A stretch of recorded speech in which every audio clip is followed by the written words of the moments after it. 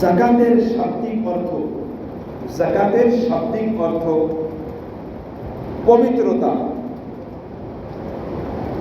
কর্মবৃত্তি,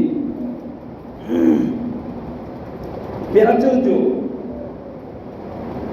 প্রশংসা ইত্যাদি যাকাতের শাব্দিক আবিধানিক অর্থ।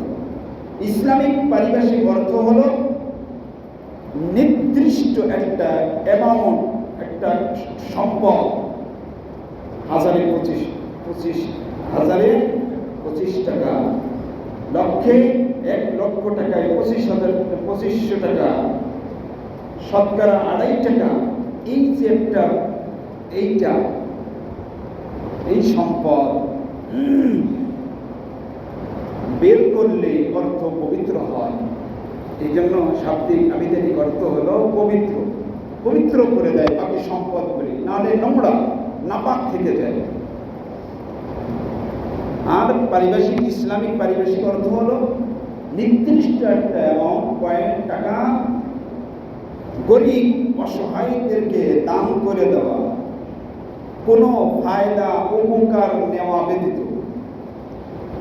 আমি যাকাতের টাকা দিলাম, তোমাকে দিয়ে একটু কাম করাইলাম, বা একটু থ্যাঙ্কস নিলাম, একটু প্রশংসা নিলাম, এগুলো না।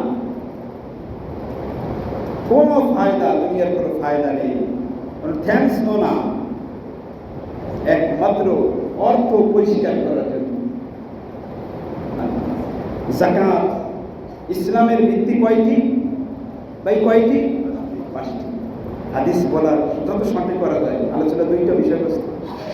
5টির মধ্যে উল্লেখযোগ্য একটি বিষয়, সেটা হলো যাকাত। 5টির মধ্যে একটি কি গুরুত্বপূর্ণ বিষয়, সেটার নাম কি ভাই? যাকাত। যাকাত এমন একটা বিষয়, দরিদ্র বিমোচনে উন্নত সবচেয়ে বড় একটা হাতিয়ার যাকাত। যাকাত এটা একটা ফরজ বিধান। নামাজ যেরকম ফরজ, যাকাত ওই রকম কি ভাই? ফরজ।